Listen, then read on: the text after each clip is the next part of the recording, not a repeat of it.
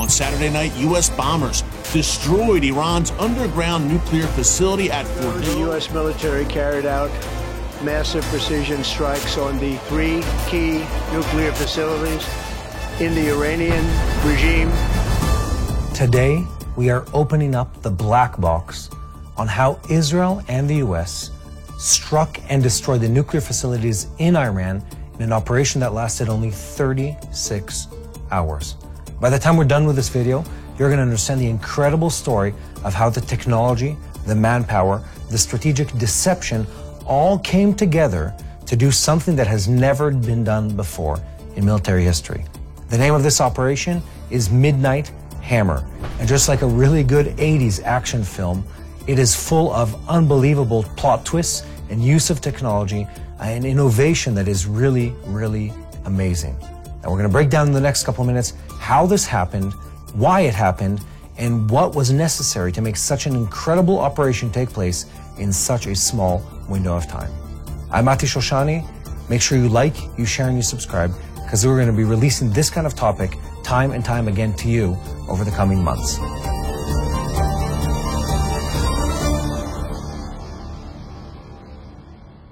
So imagine this. It's late at night, it's over the Atlantic Ocean, and a unit, 7 B-2 Spirit bombers, are silently flying across the midnight sky on their way to none other than Iran. At the same time, before this took place, a deception unit of the same type of bombers flies the exact opposite direction, catching media headlines around the world. This was yet one of many uses of deception and trickery in this operation that really masked the eyes of the people that were looking out for this type of attack. And the level and the depth of this deception, the level of the trick, the level of the camouflage that was used is going to blow your mind. So let me paint this picture again. It's midnight. There are bombers flying over the Atlantic Ocean. They're flying in complete radio silence. These aren't any bombers. This is the tip of the spear of America's strategic bombers. B-2 Spirit bombers, multiple billions of dollars per aircraft. And in the belly of these planes are none other than the biggest, the most substantial, the most terrifying bunker busters ever created by mankind. We'll get to that in just a couple minutes. At the same time, as these bombers are flying over the sky, an endless amount of forces are moving on sea and on land into position. You have Israeli fighter jets, you have American submarines that are stationed throughout this region, you have Israeli submarines, according to foreign reports, and other ground forces that are spread throughout the Middle East. All are getting ready for an attack that has been planned for a very, very long time. At 2 a.m., a massive series of strikes starts hitting the nuclear facilities in Iran. These are names that have echoed in Israeli and anyone who's tracking Middle East geopolitics have echoed in our heads for decades at this point. Isfahan, Natanz, Fordow, the sites that have put fear in the hearts of many around the world where the secret Iranian nuclear program has been built, all these sites smashed one after the other by these massive bunker busters. Now let's delay on these bunker busters and talk about how this happened. Let me give you the name. It's called the GBU 57, and in English, or variant B, excuse me, MOP, Massive Ordnance Penetrator. These massive bombs, these things weigh about 30,000 pounds each. 30,000 pounds of ordnance coming out of the sky. And this is as specific, as niche of a weapon that could ever be used. These are the bombs that have been built exactly for this task. Again, the GBU 57, these are massive missiles that need to be dropped by a B-2 or maybe a B-52. They're so big, they're so heavy that only the American Air Force, at least on the Israeli side of business, would be able to carry and execute this kind of attack. And when these bunker busters start falling from the sky, this isn't just any other type of bomb. They're massive, they're heavy, they're hardened, and they go through the shafts, through the doors of these underground nuclear facilities. And they don't just blow up on impact. They go deep into the ground, they have delayed fuses, and after they go into the ground and break through the concrete, the reinforced concrete, the blast doors, the layers of deception and hollow spaces, deep, deep, deep into the ground, only then do they blow up. and the damage can still be seen till this day, months later, from satellite imagery. But this first wave of attack, that is the B-2 bombers with the massive ordnance penetrators, the GBU-57s, they're not the only part of this attack. There's a whole additional wave of attackers, about 125 US aircraft, nuclear submarines that are launching Tomahawk cruise missiles, and before that, and along with that, a massive wave of Israeli aircraft that are attacking strategic targets. All of these things are working together to carry out this massive and precise attack. Here's where things really get complicated and amazing and impressive at the same time about this attack. Let me set the stage. What we see is this moment in time where the bombers drop the bombs on the bunkers, onto the underground hardened nuclear facilities. But there's a whole series of events that has to take place before that that makes this event, this moment in time, possible. You need air superiority. You need the ability to deny electronic warfare on the Iranian side.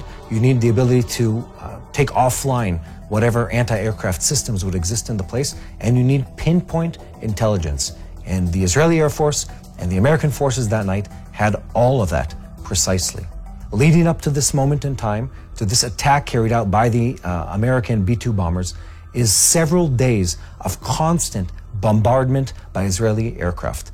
But this wasn't just random bombardment, this was pinpoint, accurate bombardment of the anti-aircraft sites, the radar arrays that control them, the infrastructure that provides the electricity and the communication nodes to allow the communication to bounce from one place to another. But it wasn't just any. Again, Iran is an enormous country spread over a massive area. This wasn't all targets. It was the targets necessary to make sure that at the moment that the B-2 bombers want to drop the MOPs, the massive ordnance penetrators, at that moment in time, there's a corridor through which the bombers can fly undetected, through which the aircraft, that is, including non-stealth aircraft, can fly undetected and undeterred. All of this has to be synced and created in one moment in time. And leading up to this attack, the Israeli Air Force and Israeli intelligence did an amazing job of slowly, carefully crafting a battlefield that would allow this massive wave of attackers to come in and leave unhindered. In fact, one of the most amazing things of this entire campaign, I would say even more than Midnight Hammer, the entire 12-day war against Iran, is the fact that not a single Israeli or American aircraft was dropped. And just imagine this, hundreds of sorties of bombing missions, hundreds of aircraft, time and time again, flying in and out and over Iranian airspace, and not a single one is shot down. Now, I don't think we're ever going to know how close we got to having one shot down, but the facts are the facts.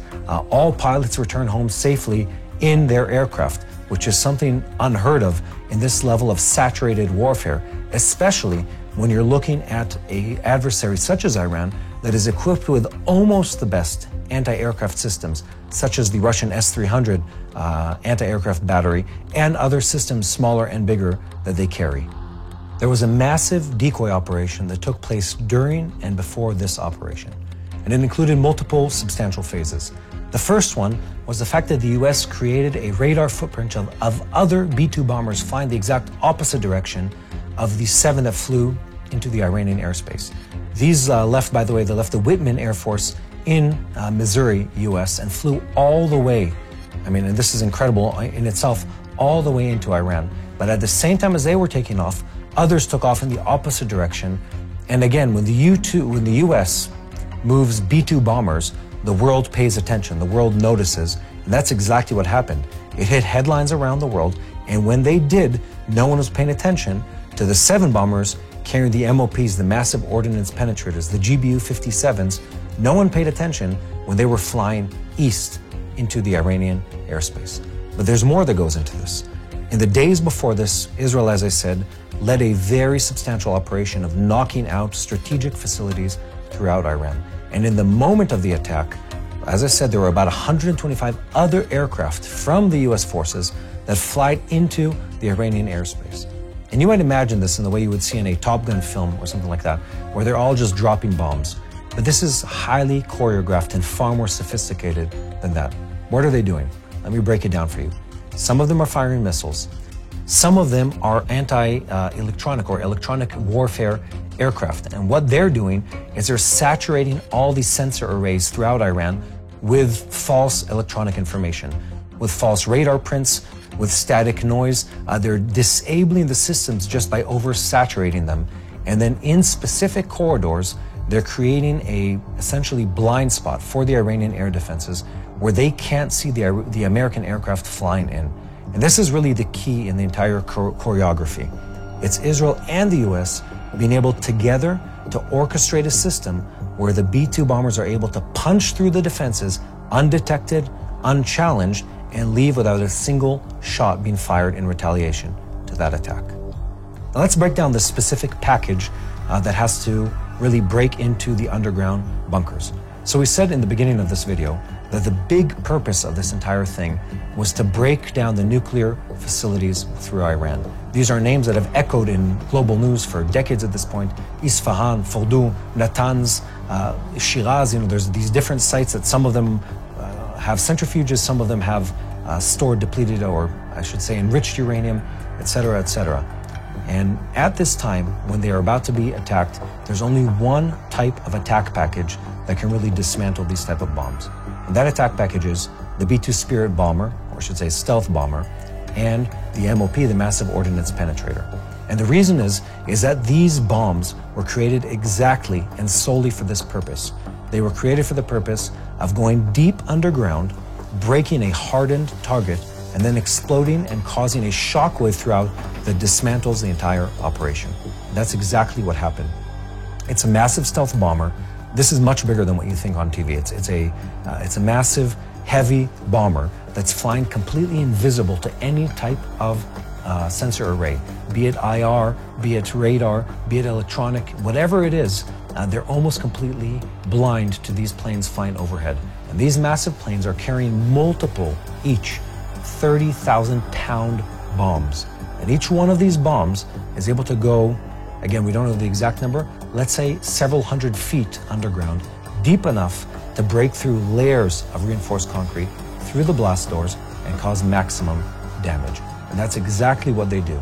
They fly all the way from the US, and we'll break that down in a second, all the way from the US, over Iranian airspace, drop these massive bombs, blow the bombs, and before the Iranians even know this happened, these bombers are already on their way back, still invisible to their systems.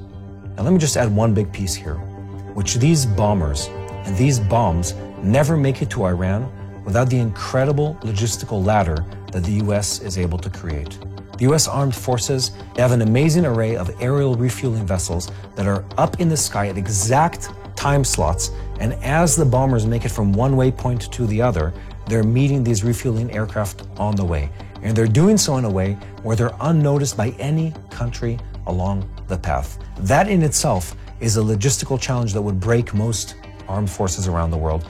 And the US aces this. They fly these aircraft all the way from the US, not even East Coast, Central US, and all the way back by refueling them time and time and time again in the air. Let me talk about the sheer volume of aircraft that is in the air for this type of attack.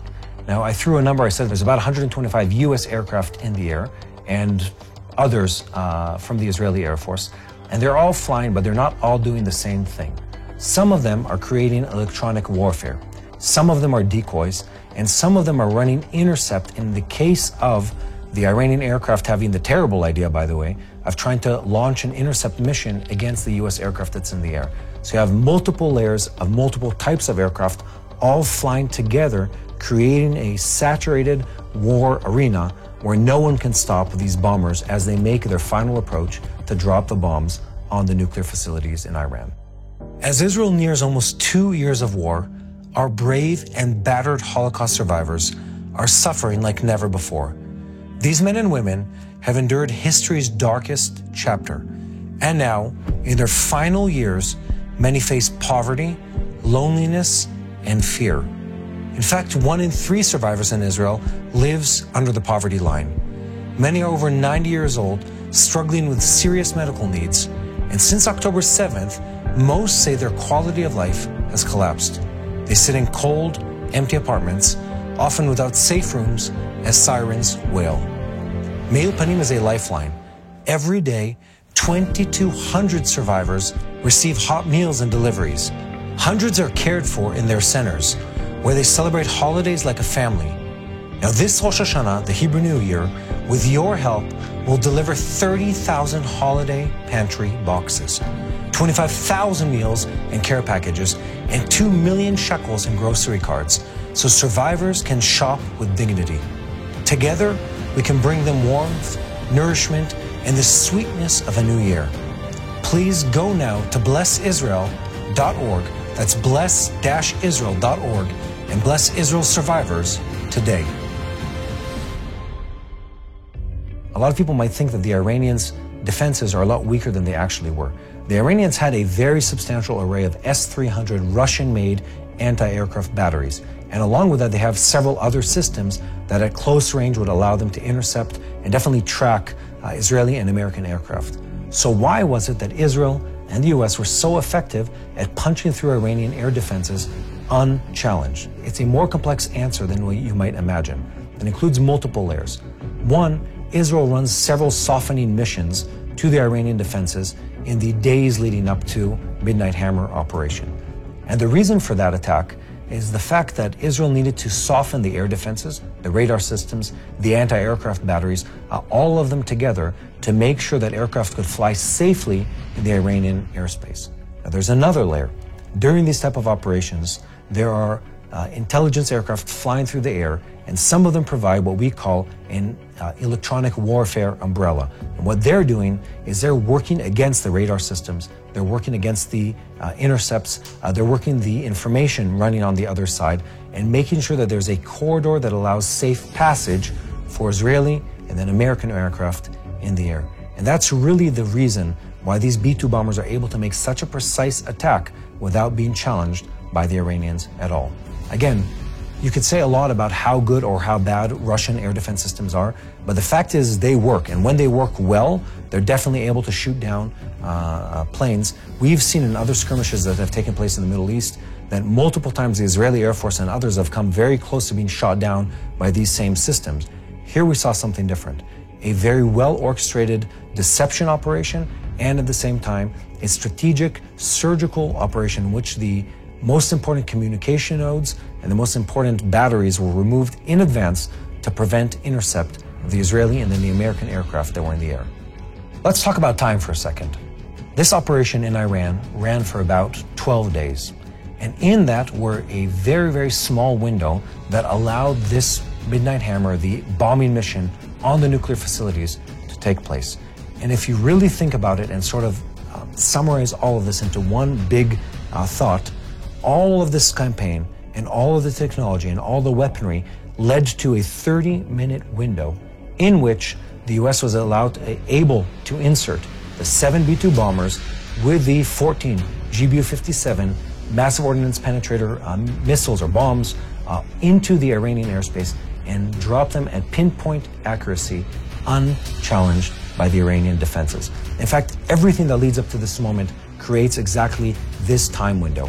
The tankers on the way, the munitions that are specially crafted for the exact mission, the aircraft that is built to fly stealthily all the way to the target, and the multiple days campaign that Israel carried out against Iran, all of them create the environment that allows this one window and one corridor in place in electronic warfare in time where the aircraft can fly through undeterred and drop the bombs exactly on that one spot. Now let me add one more thing, which is without accurate intelligence, none of this would have worked. And what happened here was a culmination of years of intelligence gathering on every possible level. Human intelligence, electronic intelligence, signal intelligence, that all gave the Israeli and then the American forces pinpoint, accurate, and real-time information on what the best way to break into these nuclear facilities was, where the defenders were, what the breakpoints of these systems were, and how you tip the entire defender system to allow penetration of the Israeli and the American ordnance and break down the nuclear facilities. Let me talk about the importance of this for just 1 second. This attack against the Iranian nuclear facilities, it wasn't a symbolic one. It wasn't for play, it wasn't a game. It was necessary and important and time critical, because the Iranians have been pushing for nuclear capabilities for decades at this point. And their entire desire, their declared goal is, we want to create a nuclear weapon so we can stop Israel and destroy it, and we can fight against the West, led by the US. This was their publicly stated agenda. They poured billions of dollars into creating these weapons, all aimed at damaging, hurting the state of Israel, and then by extension, also the US. And we've tried to stop them before, many different times. And every time the Iranians were able to evade the supervision of the IAEA, the International Agency of Atomic Energy, to cheat the West, to wiggle their way out of whatever agreement it was, and to continue pushing forward for a nuclear capability. And at this point in time, there was a window where Israel, the US, and other countries in the West knew that we were able to knock out the Iranian nuclear facilities and set back their nuclear program multiple years.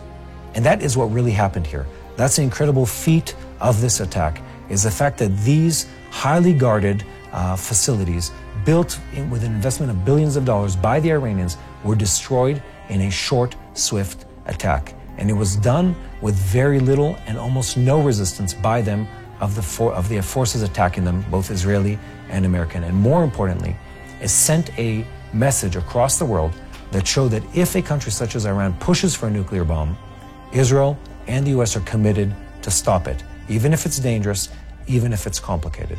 And there's one more piece here, which is perception, the perception of power and technical prowess. Israel and the US in this combined attack showed the world that our weapon systems are superior to those of the Russians and our other enemies, that we're able to blow through their electronic defenses, their physical, let's call it aircraft and bunkers, that they're trying to place in our way, and we're also able to penetrate their organizations with accurate and real-time intelligence. And all of those form together to create an amazing, unique, historic attack in which the US, together with Israel, knocked out the Iranian nuclear facilities in a window that lasted about 30 minutes. It was orchestrated for days, planned for years, and culminated in a moment where fire came from above and knocked out these nuclear facilities.